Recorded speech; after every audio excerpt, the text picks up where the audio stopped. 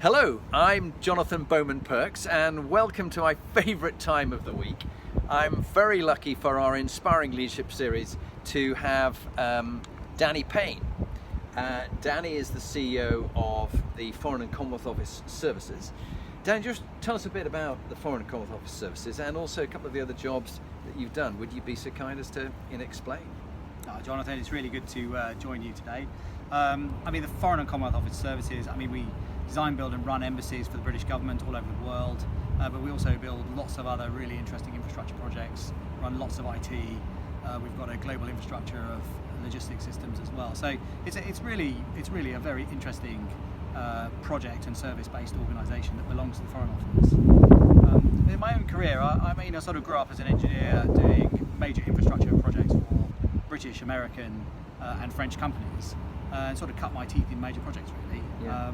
I'd say that was in my DNA. It's what I really love. Yeah, good. Well, Inspiring Leadership's meant a lot to you. You've been working hard on it. You and I have known each other for a couple of years now, and it's been a great honour seeing you bring on your team and develop new leaders and bring Inspiring Leadership throughout the organisation.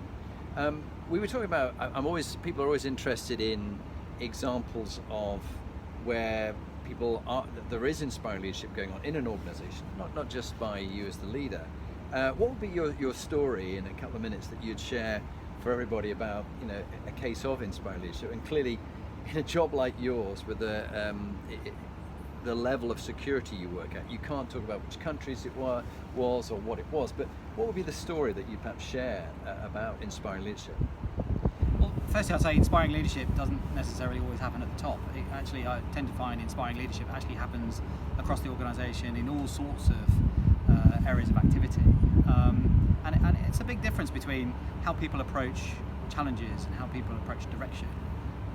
So for me, managers and leaders is a very technical thing, but the inspiration required to move something from a very complex situation to something that's been resolved, I think that requires inspiring leadership.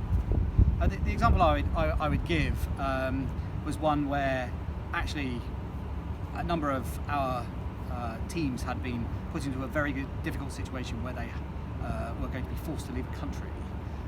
Now obviously being forced to leave a country, incredibly vulnerable situation, lots of uncertainty, lots of anxiety, and when people have got families with them as well, you can imagine how difficult that can be. Yeah.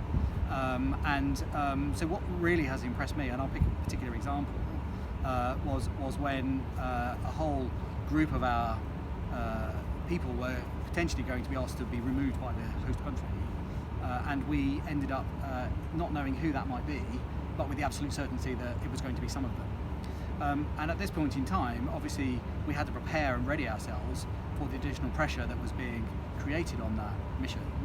And so what we found was that everybody from all corners of a very large team who were there stepped up, and they stepped up without question, and they stepped in and they supported each other. It became like a family trying to resolve a family crisis.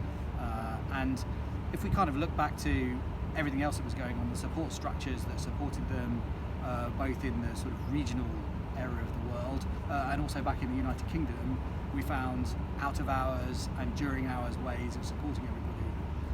Now, for me, that's an incredibly inspiring way of approaching a very complex, very uncertain, very fluid situation. But when I came and met all the teams when they came back, it was almost though there'd been a bereavement once they found out who it was going to be. And when they came back, the number of them that were, hugging each other and supporting each other and thanking each other for all of the incredible, sort of almost superhuman work that they'd done to get themselves into that situation, to get themselves through, to get themselves back home again with their families. To me, that had been incredibly inspiring. Great. And it was an amazing event and a huge achievement by not only you, but the team who did it. And it was very high profile what went on. Thinking of other jobs that you've done, perhaps when something's gone really badly wrong, maybe part of it was your own mistake or you hadn't seen it coming. How did you, and just in the short time we've got left, how did you respond to when it all goes wrong, and what was your learning from it, really?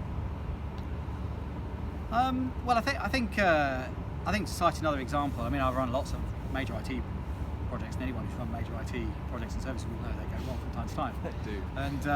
And you know, I think my biggest learning is that it is going to go wrong, and actually, if you're the leader in that environment, what people need from you is for you to be able to give them the space and the time to sort it out.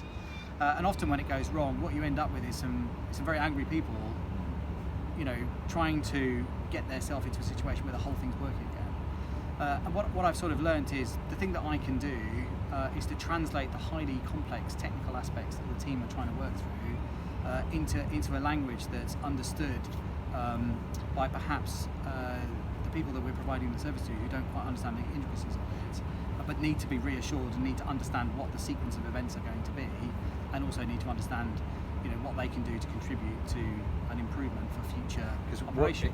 So what actually had gone wrong? I mean, without going to sensitive areas, but what had gone wrong? Well, we were running a global IT platform, and the customer had introduced a different vendor to put a migration project in to move some of their data into a completely different environment. None of that was connected to our software and infrastructure, so we couldn't see anything going wrong, but all of a sudden their IT wasn't working. Wow. And so we actually had a fundamental break in the way all of the IT infrastructure systems were working globally, and what we had to do is work our way through almost reverse engineering to stabilise it, but also then putting in place, you know, the relevant decisions that enable us to get back to that operation. And in the sort of time we've got left, but you and I have often talked about after action reviews, and you're quite good at doing this after the event. You know, what worked well, what worked even better. Was that something that you were using at that time as well? I think it's always important to reflect. I think it's incredibly important to understand what you did well, and also understand actually, you know, if you had the opportunity, not want it, but the chance to do it again, what would you do differently? Yeah. And are there any fundamental issues that you now need to get on with and sort out? As a leader though, I think the real learning here is that if you want to create an environment where people come and tell you they've got a problem, don't frighten them when it's a crisis. Very true, very true. And so Danny, final thought. I always like to get the audiences to have a top tip from a CEO and an inspiring leader like yourself. What would be your top tip that you'd share with those who are listening to this session now? Well, it's terribly simple, Jonathan. I think if you've got a career where you love what you do, you love the people that you work with, you know, that it starts to feel less like a job and more like a sort of habit, like a passion.